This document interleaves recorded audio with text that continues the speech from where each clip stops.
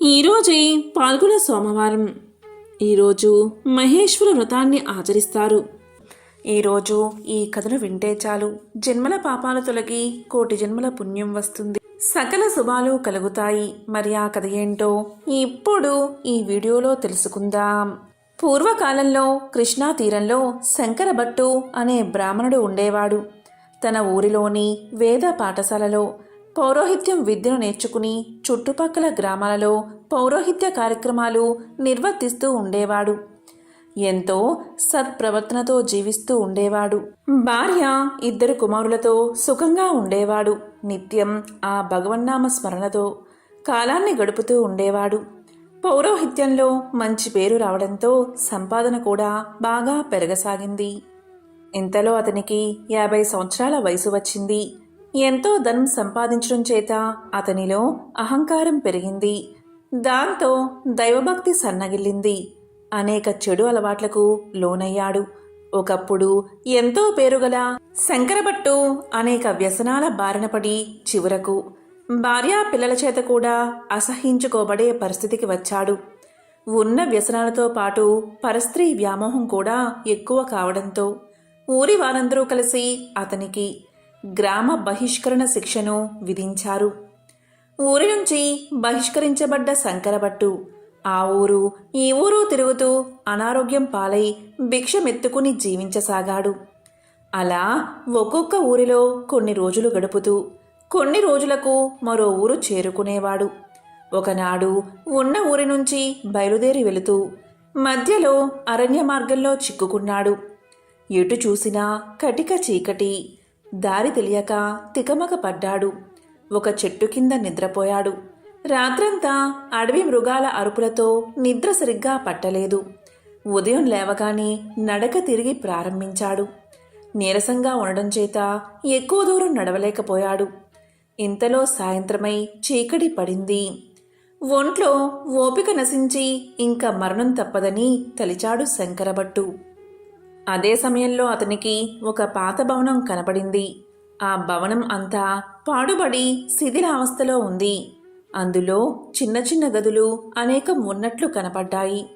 నెమ్మదిగా ఒక గదిలోకి ప్రవేశించాడు. ఆ రాత్రికి అక్కడ పడుకుందామని తలిచాడు. అంతా దుమ్ము ధూళితో ఉంది. కాలికి ఎన్నో ముళ్ళు ఆకులు తగులుతున్నాయి. అక్కడ నిద్రించడం కోసం ఆ స్థలమంతా శుభ్రం చేసుకున్నాడు. చీకటిలో కాలికి తగులుతున్న ఆకులను పక్కగా విసిరేశాడు. అంతా కటిక చీకటి. ఆ భవనం ఏమిటో కూడా తెలియడం లేదు. నిద్రపోదామని ఎంత ప్రయత్నించినా శరీరంలో ఓపిక నశించి నిద్ర కూడా పట్టలేదు. ఇంతలో తెల్లవారింది.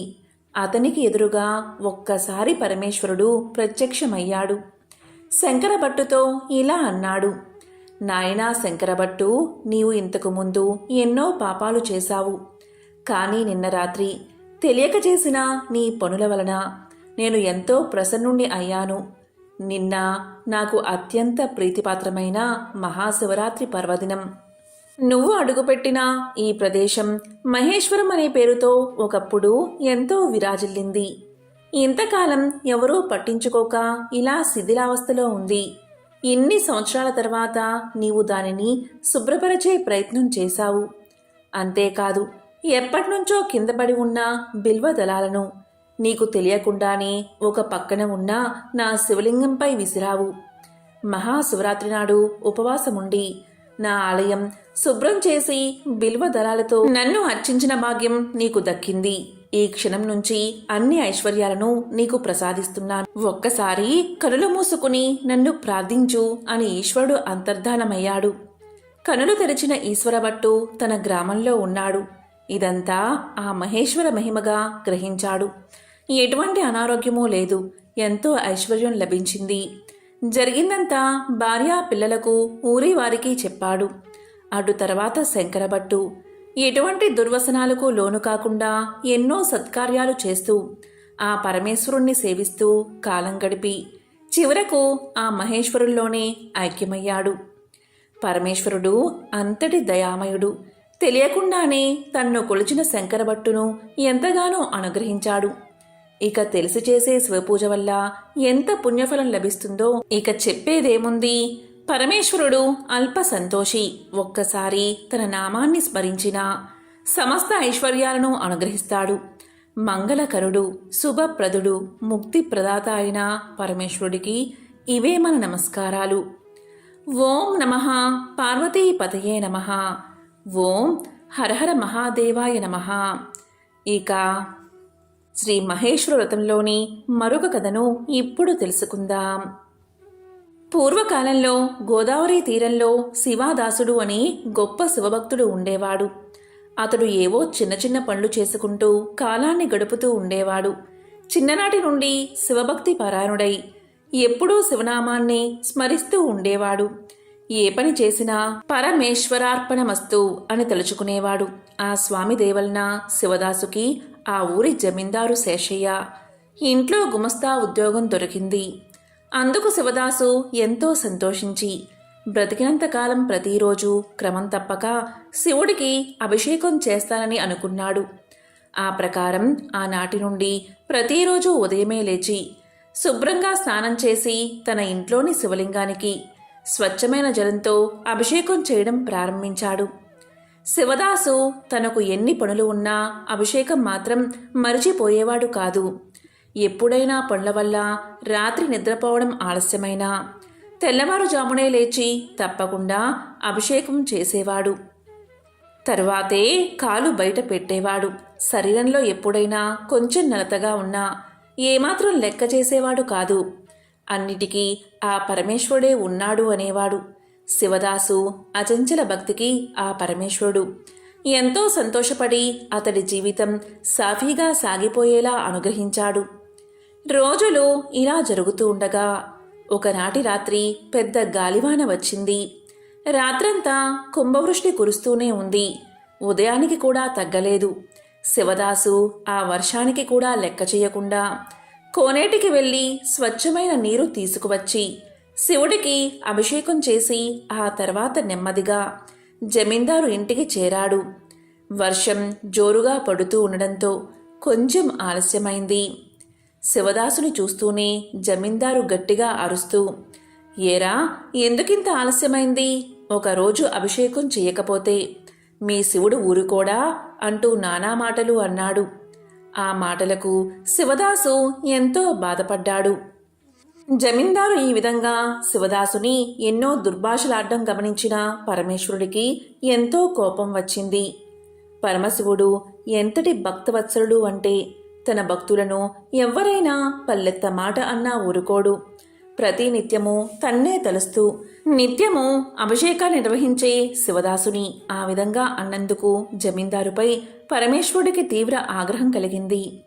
ఆ విధంగా ఆ మహాశివుడి ఆగ్రహానికి లోనైన జమీందారుకి మరునాడే తీవ్రమైన పక్షపాతం వచ్చి మాట పడిపోయింది. 2 రోజులకు కాళ్ళు చేతులు కూడా పడిపోయి మంచం పట్టాడు. కొద్ది కాలానికి అతని ఐశ్వర్యమంతా హరించింది. ఇలా ఎందుకు జరిగిందో అతనికి అర్థం కాలేదు. ఒకనాడు ఆ ఊరికి ఒక సాధువు వచ్చాడు. ఆ సాధువు ఎన్నో మహిమలు కలవాడని, ఏ జబ్బునైనా నయం చేయగలడని జనం చెప్పుకున్నారు. ఇక జమీందారు భార్య ఆ సాధువుని కలిసి ప్రాధేయపడింది.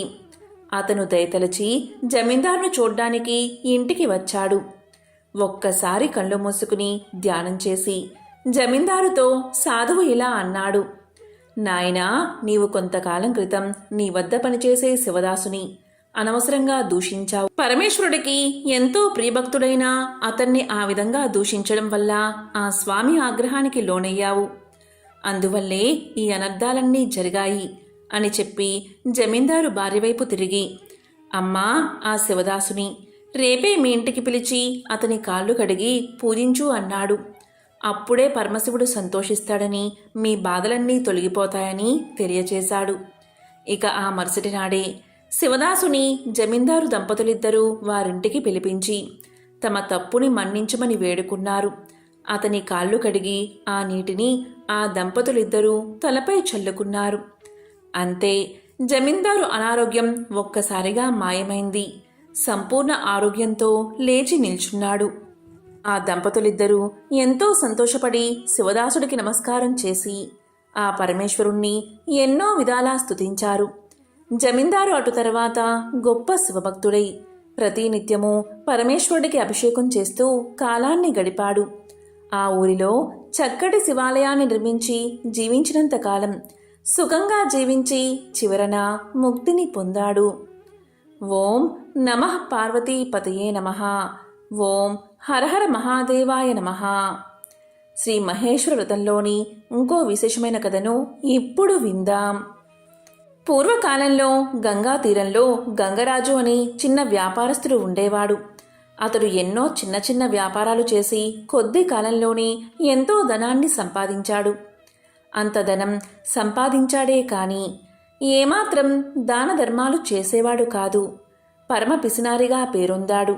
కల్తీ వ్యాపారాలు చేసి ప్రజలను విపరీతంగా దోచుకునేవాడు. అలా బతికిన గంగరాజు కొన్ని సంవత్సరాల తర్వాత మరణించి తరువాత మరుజన్మలో ఆ పాపాల ఫలితంగా గుడ్డివాడిగా జన్మించాడు. ఒక నిరుపేద కుటుంబంలో పుట్టుకతోనే కంటిచూపు లేకుండా జన్మించిన గంగరాజు చిన్నతనంలోనే తల్లిదండ్రులను కోల్పోయాడు. ఏ ఆధారమూ లేక జోలె పట్టుకుని ఆ వీధి ఈ వీధి తిరుగుతూ అడుక్కుంటూ బతికేవాడు.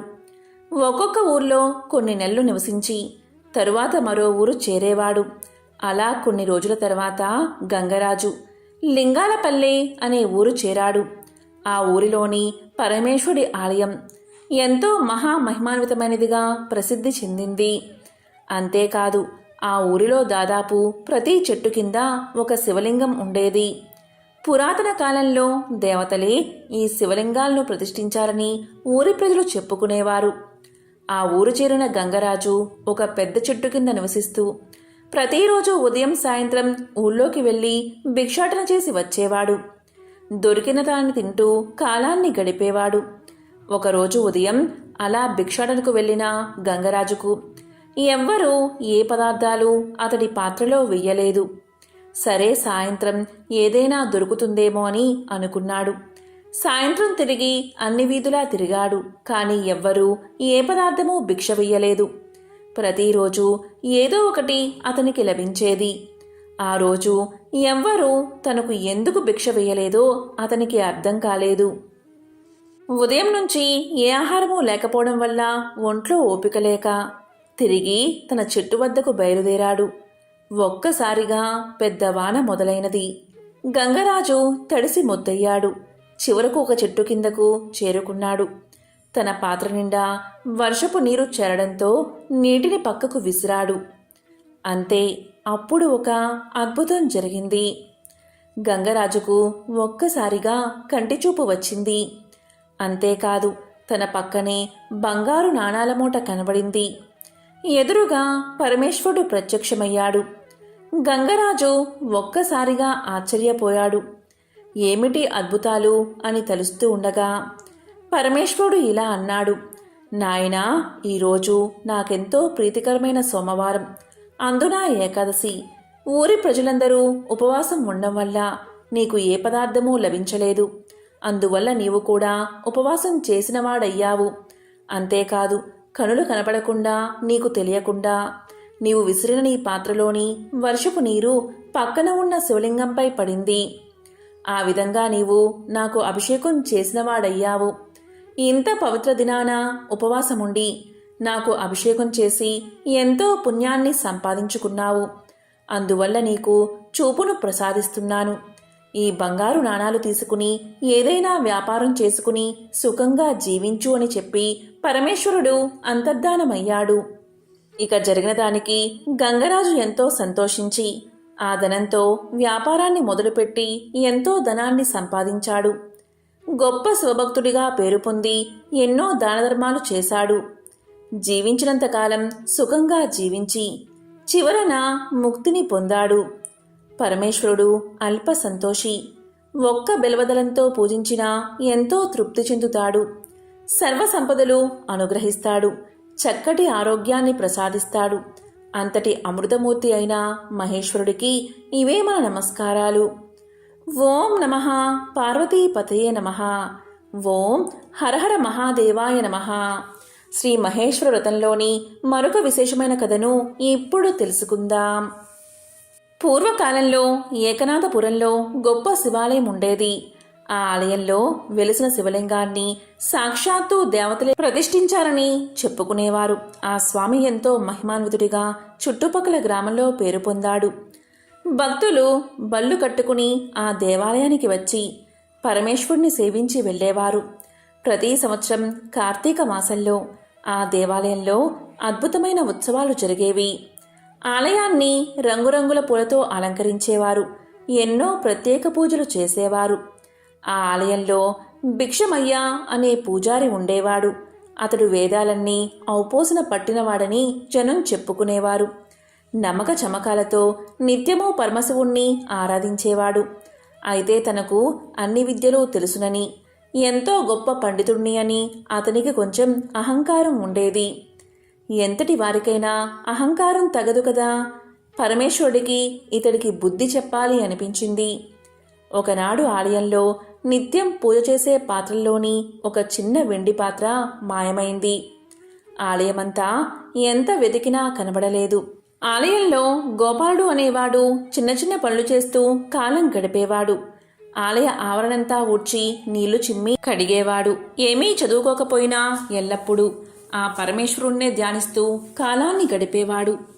భిక్షమయ్య ఈ గోపాలుడే ఆ గిన్నెను దొంగలించి ఉంటాడని తలచాడు. సాయంత్రం వాడిని పిలిచి ఇదే విషయం గట్టిగా అడిగాడు. ఎంత గట్టిగా అడిగినా తాను ఆ పని చెయ్యలేదని, తనకు అటువంటి ఉద్దేశమే లేదని చెప్పాడు అతను. అయితే భిక్షమయ్య మాత్రం వాడు చెప్పిన మాటలు నమ్మలేదు. గట్టిగా అరిచి ఆవేశంతో ఊగిపోయాడు. పక్కన ఉన్న కర్ర తీసుకుని గోపాలుణ్ణి గట్టిగా కొట్టాడు. ఎన్ని దెబ్బలు తిన్నా గోపాలుడు ఏమాత్రం చలించక చేతులు కట్టుకుని తాను ఆ దొంగతనం చెయ్యలేదని పలికాడు.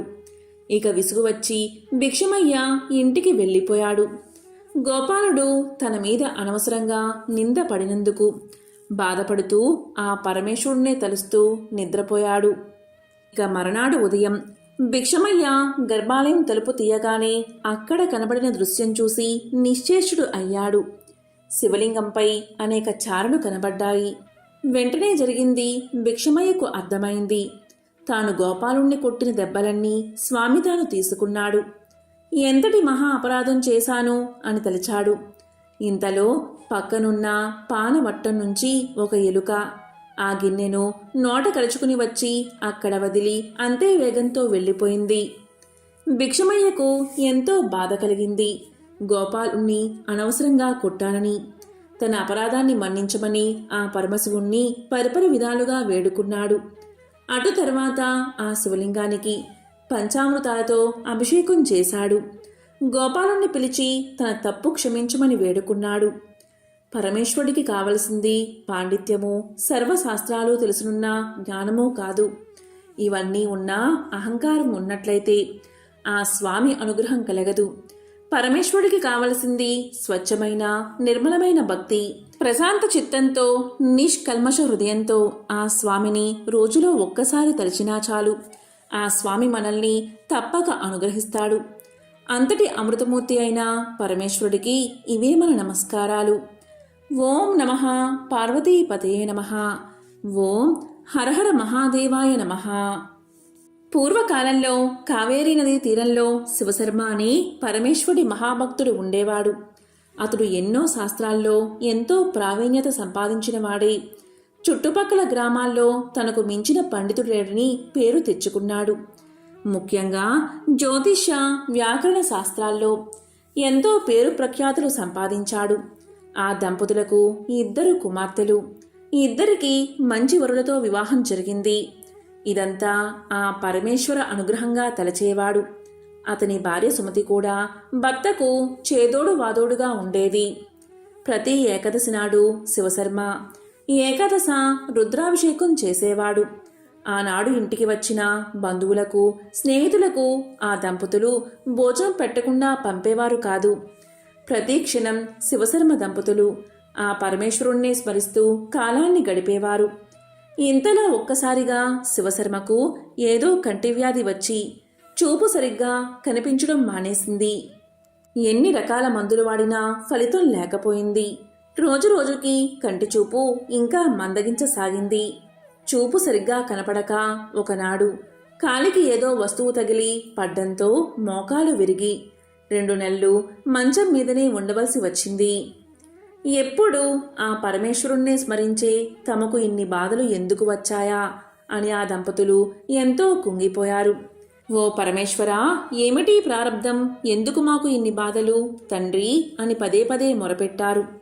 ఎంతటి వారికైనా పూర్వజన్మ పాపఫలం అనుభవించక తప్పదు కదా. కాని పరమేశ్వరుడు దయామయుడు. శివశర్మ పాపఫలం తీరడంతో తన భక్తుణ్ణి ఇక రక్షించాలని తలిచాడు. మరునాడు ఉదయం వారింటికి సాక్షాత్తు ఆ పరమేశ్వరుడే ఒక వృద్ధ బ్రాహ్మణి రూపంలో వచ్చాడు.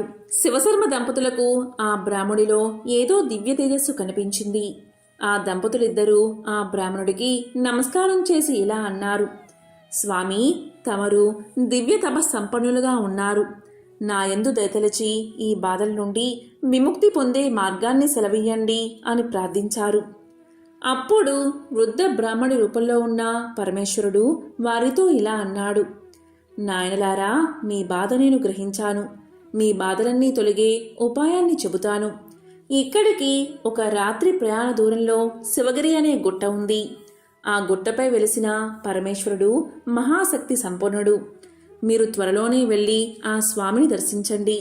ఆ స్వామి దివ్య దర్శనంతో మీ బాధలన్నీ వెంటనే తొలగిపోతాయి అని సెలవిచ్చాడు. ఇక శివశర్మ భార్యతో కలిసి మరుసటి వారమే బయలుదేరి శివగిరి ప్రాంతాన్ని చేరాడు. కొండ మీదకు మెట్లు సరిగ్గా లేవు. కొండ కూడా కొంచెం ఎత్తుగానే ఉంది.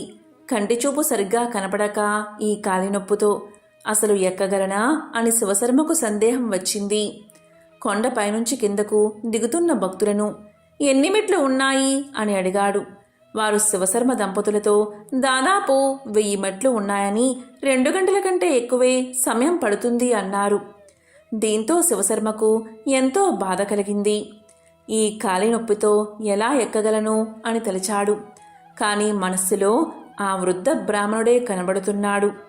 ఎలాగైనా ఎక్కాలని నిశ్చయించుకుని నెమ్మదిగా భార్యను ఆసరాగా చేసుకుని రోజుతో రుప్పుతూ కొండ ఎక్కసాగాడు. మెట్లు చాలా ఏటవాలుగా ఉండి ఎక్కడానికి కష్టంగా ఉన్నాయి. శివశర్మ ప్రతి 10 మెట్లకి ఒక్కసారి కూర్చోసాగాడు. అలా 200 మెట్లు ఎక్కేసరికి అతనిలో ఊపిరి పూర్తిగా పోయింది. ఇక ముందుకు వెళ్ళలేని తెలిసి ఉన్న చోటనే కూర్చున్నాడు. అప్పుడు మెట్లు ఎక్కుతున్న భక్తుడు ఒకరు వీరి దగ్గరికి వచ్చి, స్వామి, నాతో రండి, మీరు తేలికగా మెట్లు ఎక్కగలుగుతారు అని చెప్పి శివశర్మ యొక్క చెయ్యి పట్టుకుని లేపాడు. శివశర్మకు ఆ భక్తుడి చెయ్యి తగలగానే ఒక్కసారిగా శరీరమంతా ఏదో విద్యుత్తు ప్రసరించినట్లు అయినది. అంతే, అతని చెయ్యి పట్టుకుని శివశర్మ 1000 మెట్లు చకచకా ఎక్కేశాడు. కొండపైకి రాగానే ఎదురుగా కొద్ది దూరంలో పరమేశ్వరుడి ఆలయం అద్భుతంగా దర్శనమిచ్చింది. ఇక శివశర్మ దంపతులిద్దరూ కళ్ళు మూసుకుని ఆలయం వైపు తిరిగి ఆ స్వామికి నమస్కారం చేశారు. అంతే, ఆశ్చర్యం! కనులు తెరవగానే శివశర్మ కంటి వ్యాధి పూర్తిగా నయమైంది. కంటిచూపు మునపటి కంటే శక్తివంతంగా అనిపించింది. ఎంతో సంతోషపడుతూ ఆ పరమేశ్వరుణ్ణి దంపతులిద్దరూ ఎన్నో విధాలా స్తుతించారు. అప్పటి వరకు తన్ను చెయ్యి పట్టుకుని తీసుకువచ్చిన భక్తుడి కోసం పక్కకు తిరిగి చూశారు. ఆశ్చర్యంగా అప్పటిదాకా వారితోనే ఉన్న భక్తుడు కనబడలేదు. ఆ చుట్టుపక్కలే వెతికాడు, కానీ ఎక్కడా కనబడలేదు. అప్పుడు వారికి అర్థమైంది, ఆ పరమేశ్వరుడే ఆ భక్తుని రూపంలో వచ్చి తమను అనుగ్రహించాడని శివశర్మ దంపతులు గ్రహించారు. ఆ దంపతులిద్దరూ కొండపై ఉన్న కోనేరులో స్నానం చేసి ఆలయంలోని పరమేశ్వరుణ్ణి దర్శనం చేసుకున్నారు. మహేశ్వరుడి దర్శనంతో వారి పూర్వజన్మ పాపాలన్నీ నశించాయి. ఆ రాత్రి అక్కడే నిద్రచేసి మర్నాడు తమ ఊరు తిరిగి వెళ్ళిపోయారు. కొన్ని రోజులకు శివశర్మ కాలినొప్పి కూడా పూర్తిగా తగ్గిపోయింది. ఇక శివశర్మ దంపతులు బతికినంతకాలం ఆ పరమేశ్వరుణ్ణి సేవిస్తూ సుఖంగా గడిపి చివరికి ముక్తిని పొందారు. ఓం నమః పార్వతీపతయే నమః. ఓం హరహర మహాదేవాయ నమః. పరమేశ్వరుడు పరమ దయాళువు. తన్నే నమ్మి కొలిచేవారికి ఏ చిన్న ఆపద కలిగినా తక్షణము రక్షించే అమృతమూర్తి. జీవితంలో ఒక్కసారి ఓం నమశివాయ అంటే చాలు, అతడిని జీవించినంతకాలం కంటికి రెప్పలా కాపాడతాడు. ఆ స్వామి విశ్వపతి అనే భక్తుడికి ఈ 5 కథలను అనుగ్రహించాడు. ఈ కథలను ప్రతినిత్యము చదివేవారు తన అనుగ్రహానికి పాత్రులవుతారని సాక్షాత్తు పరమశివుడే సెలవిచ్చాడు. ఈ వ్రతాన్ని ఆచరించేవారు ఒక్కసారి మనసులో గణపతికి, నవగ్రహ దేవతలకు, అష్టదిక్పాలకులకు నమస్కారం చేసుకోవాలి. ఆ తర్వాత మీ పేరు, మీ కుటుంబ సభ్యుల పేర్లు, గోత్రం మనసులో తలుచుకుని వ్రతాన్ని మొదలుపెట్టాలి. శ్రీ పార్వతీ పరమేశ్వరుల అష్టోత్తర నామాలు పఠించాలి. శ్రీ స్వామివారికి అదాంగ పూజ చేసి తరువాత ఈ 5 కథలను చదవాలి లేదా వినాలి. ఈ వ్రతాన్ని ఆచరించేటప్పుడు భార్యాభర్తలిద్దరూ తప్పక కలిసి ఆచరించాలి అనే నియమం లేదు. భర్తకు వీలైనప్పుడు భర్త, భార్యకు వీలైనప్పుడు భార్య, ఇలా ఎవరి వీలును బట్టి వారు ఆచరించవచ్చు. వీలైతే ఇద్దరూ కలిసి ఆచరించవచ్చు. దురదృష్టవశాత్తు భార్యను కోల్పోయిన పురుషులు కానీ, భర్తను కోల్పోయిన స్త్రీలు కానీ నిరభ్యంతరంగా ఈ వ్రతాన్ని ఆచరించవచ్చు. ఈ వ్రతాన్ని చదివితే మనశ్శాంతి కలుగుతుంది. ప్రతి సోమవారము ఈ 5 కథలు చదివి స్వామికి అరటిపళ్ళు కానీ, జామపళ్ళు కానీ నైవేద్యం పెట్టి స్వీకరిస్తే ఎటువంటి అనారోగ్యమైనా వెంటనే తొలగిపోతుంది. ఎటువంటి ఆపదలు కలగవు. అపమృత్యు భయం ఉండదు.